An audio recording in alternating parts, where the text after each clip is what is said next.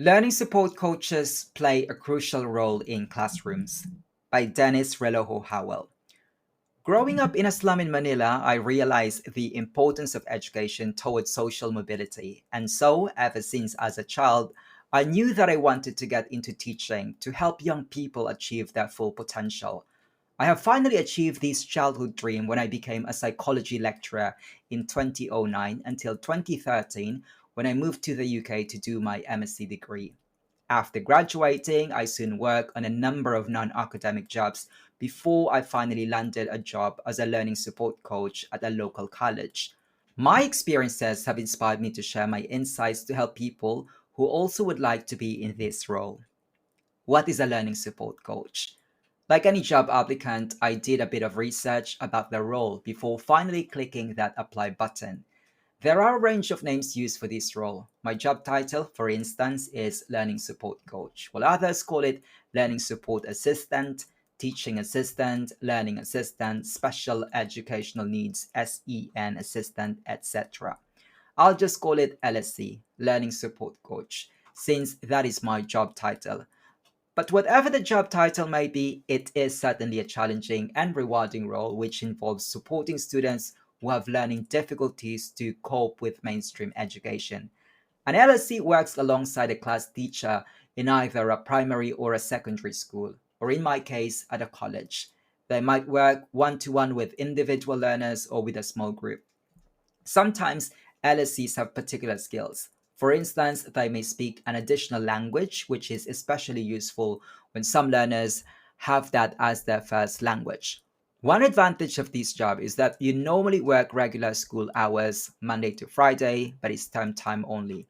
However, they may sometimes have to be at school for training days or parents' evenings. Full time salaries range from £10,000 to £15,000 depending on experience and responsibilities. Many teaching assistants work part time.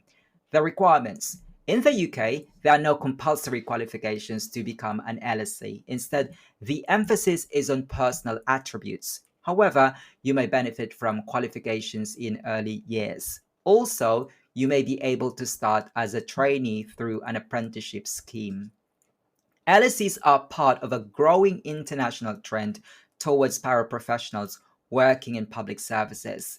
Recently, there has been controversy over TA's deployment and appropriate role when supporting the learning of pupils with SEN in mainstream schools. Qualities of an effective learning support assistant. There are many personal qualities that are expected from an LSC, but here are some of them that one should possess in order to carry out the role more effectively. As an LSC, you should possess a genuine sense of caring and understanding towards learners who have special needs. Classrooms where learners have SEN can be quite unpredictable, so an LSC must be able to cope with it on most occasions and with a sense of urgency.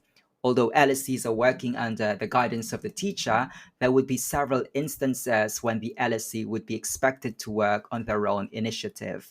LSCs should have lots of patience, and I mean lots of patience. You should continually seek ways to become a better LSC. Final thoughts. There are many resources that can help you familiarize about the role and background of an LSC and the best practice teaching and learning skills used by LSC working in SEND schools to support learners with additional needs. Ultimately, the children with whom these LSCs work with, their education and life chance opportunities will be developed.